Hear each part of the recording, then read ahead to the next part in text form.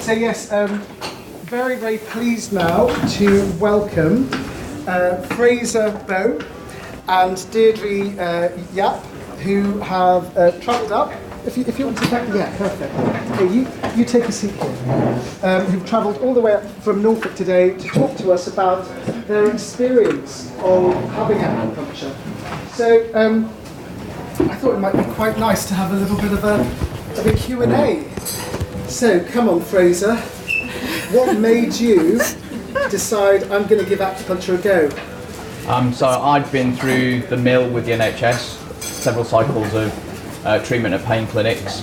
Was finally discharged. My GP was in a position of, well, I can just keep on giving you more and more meds, or you can go and try and find some kind of alternative treatment. So it was at the point of investigating the alternatives that were available that I came across the clinic that Rebecca was then working in, which is about 8 years ago now, and took it from there really. And what condition did you go to see Rebecca for help with? So it's a musculoskeletal condition involving my spine. I broke my neck in a car crash and suffer from chronic pain as a result of that. And how has having the acupuncture helped you? So it's not a miracle cure, but what it has done is it has allowed me to flatten the condition out a lot. So where I was getting flare-ups in my condition probably on a monthly basis, I'm probably, it's now probably once a year instead, so it makes my condition much more manageable. The level of medication that I've taken, instead of keep going up and up and up, has levelled off completely. So it's been consistent now for the last 5 years. As you were saying that, the hairs on my arms just went up. So you were having flare-ups once every month? Yes. And now, how often are you having flare-ups? Probably once a year, if that. Okay, that's huge. That's absolutely well, Rebecca. This is a round of applause, I think. Deirdre. Yes. How about you? What made you seek acupuncture? Well, I've had problems with my spine for 60 years. I did ballet as a child, and then at 12 I stopped doing ballet.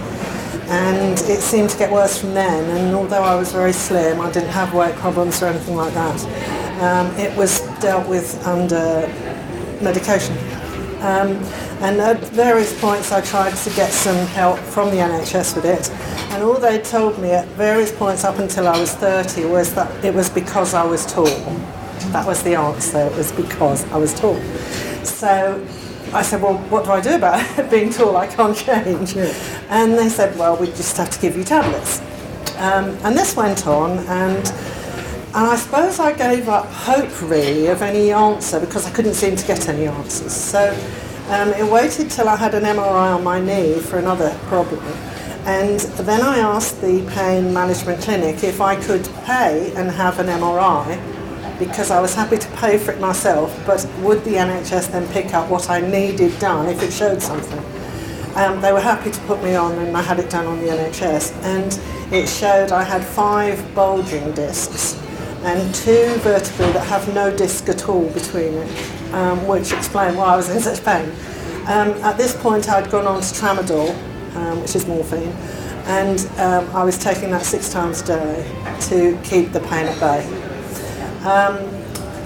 Then I was offered I had steroid jabs in my spine, that didn't work. Then I had rods put in my spine and zapped to try and kill the pain receptors, that didn't work.